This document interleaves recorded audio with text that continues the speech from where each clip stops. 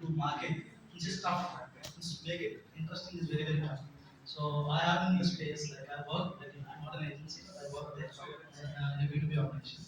So I want to understand how is AI transforming marketing in B2B space, especially where it is possible to pay more attention to each and every lead because of the ticket size. How do you see AI helping you personalize the experience for the leads? Yeah, so good question. How many of you here do B2B marketing? Okay, great. So, if you see the evolution of overall the way marketing has evolved, especially with the help of AI, there are earlier, like about 2 to 3 years back, there were over 8,000 odd martech tools supporting marketers like to do different things. Now there are over 500 to 1,000 tools that are coming out every week that are based on AI, like basically leveraging OpenAI's APIs or whatever. So especially talking about account-based marketing, or how many of you also know what is account-based marketing? Because I don't want to confuse people. Account-based marketing, in a nutshell, means, for example, say Infosys wants to target. Infosys has a bunch of customers, right? So they work with large, other, big companies like Pepsi, Coca-Cola, other large companies.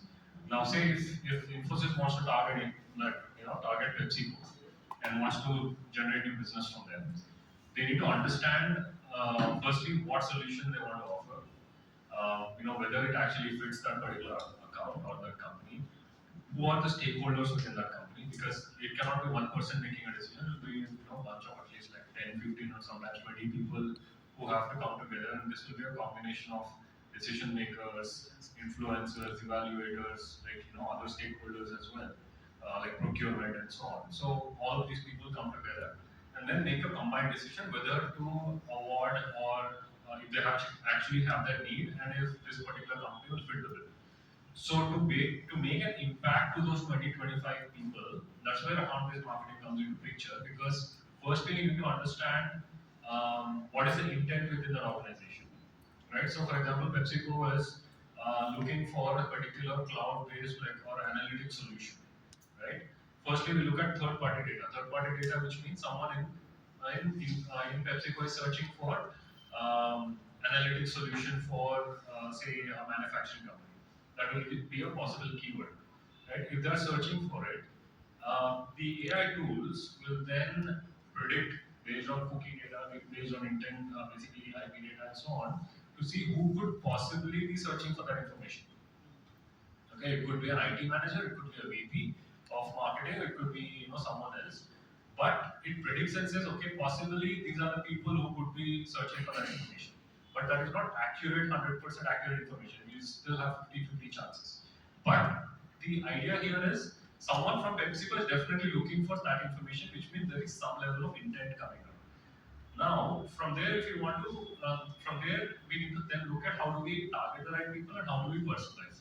Now, when we start certain initial campaigns saying, okay, now that they're looking at analytics solutions, okay, I'm going to create certain content that is targeted towards analytics, and I'm going to pick about 15 or 20 or 25 people from Pepsi, and run my campaigns across email, across sale, email, across any programmatic advertising, and so on. These ads will then go reach those people, and out of probability, let's say you target 25 people, and out of the 25, maybe 5 or 6 or 10 people engage with this particular piece of content that you made specifically for Pepsi. It's not general content, right? They've engaged with it, which means that's your first party intent. Now they're showing interest, they're showing some level of initial intent on the information that you've shared.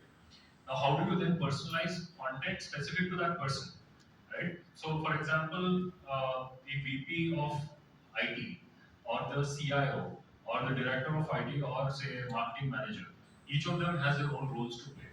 A CIO will not look at ground level operations, right? So the CIO is primarily looking at how do I, improve basically the top line of the company. How do I make sure that we have effective processes in place? How do I make sure all my teams are performing efficiently? So how can we have better systems and strategies in place? So that will be the view of the CRO. The VP of IT will possibly have similar areas of focus, but that is the direction given by CRO to the VP of IT to drive it, right? Then, so the hierarchical structure basically means that this particular person who's actually driving it is the IT director or the manager who actually is driving that entire process. But so the messaging that you create has to be very specific to that, say that C level or the VP level or director level, and that's where AI also can help a lot because this is the most time-consuming process in a in a B2B marketing or the personalization process, which means you need to understand a particular person's profile. It's not just their LinkedIn profile. You need to understand, okay, does this guy like to play golf? Does he speak at events? What kind of tonality does he use? Right? Does he post content? What kind of content does he post? Does he travel a lot? And so basically, you need to look at different data points to personalize the content specific to that particular person and create content like your messaging, even your campaigns, whatever, specific to that person. So in such a scenario, there are tools. I'm not able to recollect some of those names right away, but I can definitely share them with you later. So using these tools, we can these tools are able to identify based on that person's profile. You add them as a plugin on your Chrome, like an extension to LinkedIn, and as soon as you go to that person's profile, the tool automatically reviews that profile and gives you some level of information stating that okay, this particular person is at a C level. This person has done so and so and so.